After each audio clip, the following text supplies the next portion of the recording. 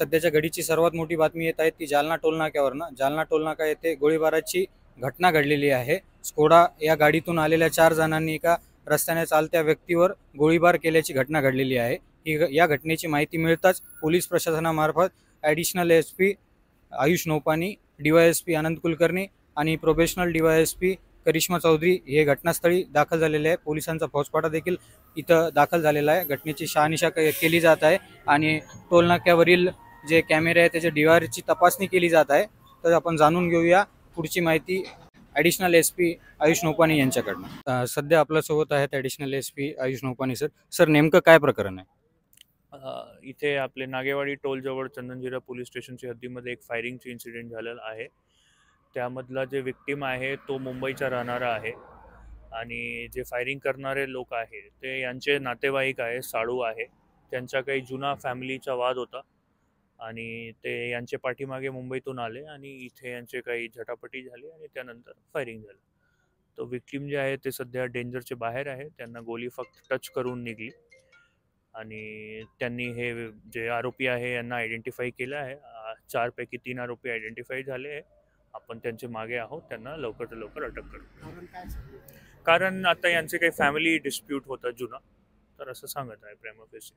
Sir किती rounds fire करण्यात आले आणि कोणत्या गाडीतून आले होते त्याच्याबद्दल काय माहिती? एक सफेद पांढऱ्या रंगाची गाडी होती, ते मॉडेल वगैरे आता आपला शोध सुरू आहे। आणि फायरिंग प्रेमा फेसी जे लोकांनी ऐकलं त्यांनी सांगितले की तीन राऊंड फायर झाला आहे। तर आता घटनास्थळवरून आपण रिकवर केले ते खाली केस खोके रिकवर केले। अजून घटनास्थळ पंचनामा सुरू आहे। जसं हे बदनापूर ते जे चंदनजिरा हे महामार्ग आहे, इथं जे गावठी कट्ट्याचं हे बऱ्याचदा बातम्या छापून आल्या, पोलिसवाल्यांना देखील हे सगळ्या गोष्टी माहिती की या मार्गावर देवाणघेवाण जास्त होते। याच्यासाठी ठोस पावलं आता काही उचलण्यात येत आहेत का?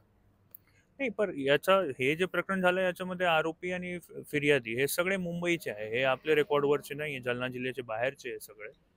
तर यांच्या काही इंडिव्हिज्युअल म्हणजे सोबतचा डिस्प्यूट आहे, याच्यामध्ये काही गँग वॉर सारखा विषय नाही आहे।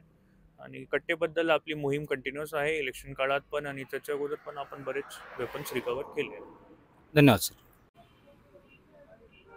जसं की additional SP Ayush Naupani sir यांनी सांगितल्याप्रमाणे ही जी घटना घडलेली आहे ती आपसी वादातून घडल्याचा त्यांचा प्राथमिक अंदाज आहे। गोळीबार करणारा आणि ज्याच्यावर गोळीबार झाला हे दोघेही मुंबईचे राहणारे, हे लोकल नव्हते। आणि जसं की आपल्या माहितीप्रमाणे बदनापूर ते चंदनजिरा हा जो महामार्ग आहे तर मोठ्या प्रमाणावर गावठी कट्ट्यांची देवाणघेवाणीची चर्चा, त्याच्यानंतर बातम्या बऱ्याच वेळेस प्रकाशित झालेल्या आहे। वर्तमानपत्रामध्ये पोलिसांना देखील याची माहिती आहे आणि या एरियामध्ये खूप जास्त गावठी कट्ट्याचा सुळसुळाट आहे। तर त्यावर आता काय ठोस पावलं उचलण्यात येतील, ही जी घटना घडलेली याचा निश्चितच त्या गावठी कट्ट्याशी संबंध आहे की नाही हे येणाऱ्या काळात समजेलच। पण पोलीस प्रशासनातर्फे काय ठोस पावलं उचलण्यात येतील या प्रकरणाबद्दल हे येणाऱ्या काळात आपल्याला समजेल।